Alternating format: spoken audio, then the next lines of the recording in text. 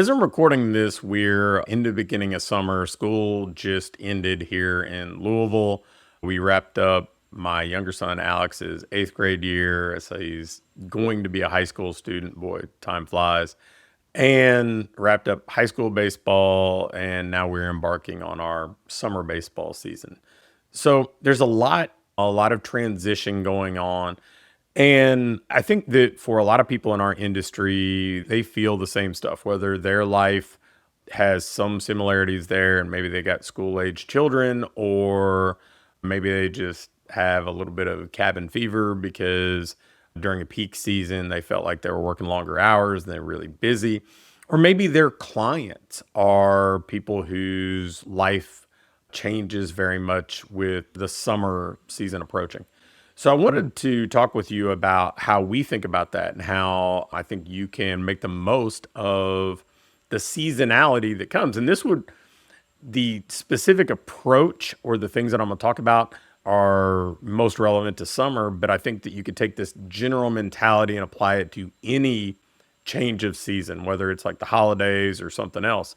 So the first thing that I would do is think, okay, well, yeah, we still need to make revenue. We still need to pay the bills. So the first thing I think about is sell what people are buying. And maybe right now isn't the best time to get as high a volume of people joining and committing to like a 12-month membership of coming 3 days a week or something like that, because they've got vacations on the horizon. They're traveling with kids doing something.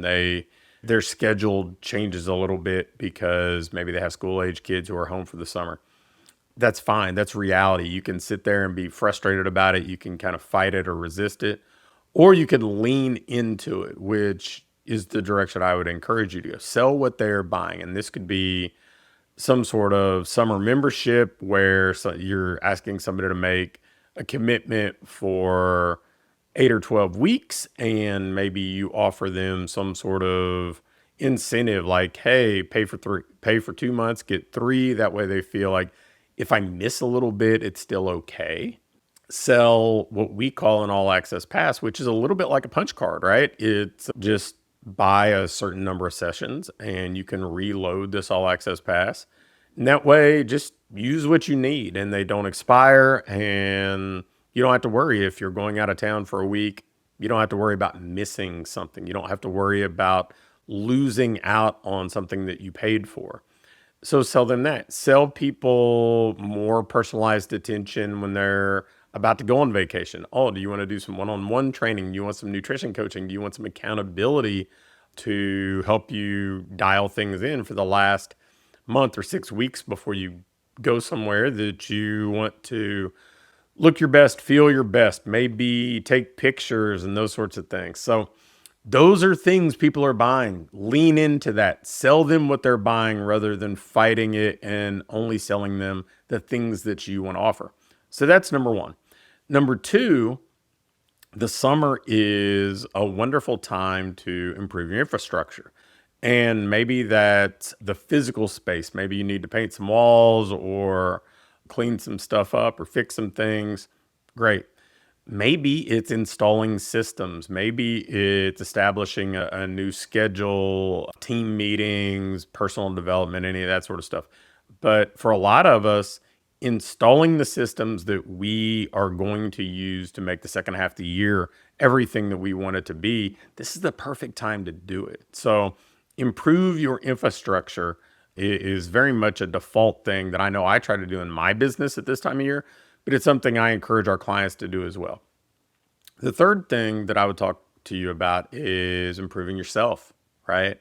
Sometimes it's really tough to feel like you're investing in personal development, whether we're talking about listening to podcasts or catching up on reading or videos or something like that, or attending live events.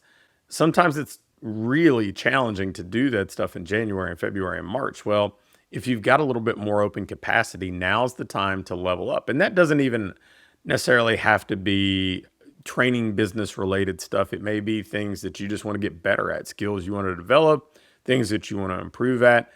Now is the time. If you've got some open space, make the most of it. I mean, business owner schedules aren't always the traditional 8 to 5 or something like that. So as the ebb and flow happens, we need to lean into it. And then finally, enjoy the moment, right? As I started off this episode, I alluded to the fact that my younger son is about to enter high school. And man, it was just what seemed like the blink of an eye ago that I started my current business. I exited an older business that was taking a lot of my time and really dominating my schedule. And I wanted to have something more flexible to watch him grow up. And lo and behold, he's growing up pretty quick. And I think that whether it's getting out and taking a vacation or the staycation or creating moments or experiences together, anything that you want to do, if this is a slower season for you, and for some people watching or listening to this episode, it's not. Sometimes this is a peak season for people. But whenever you have that season, don't put things off, right? Don't delay all the enjoyment for retirement. Do the things now that you feel like you need to do to make the most of the moment. And if you kind of piece together these 4 tips that I just threw out, that's how you're going to make the most of the summer. You're still going to be on track to reach your business goals, but you're also going to reach those personal goals too.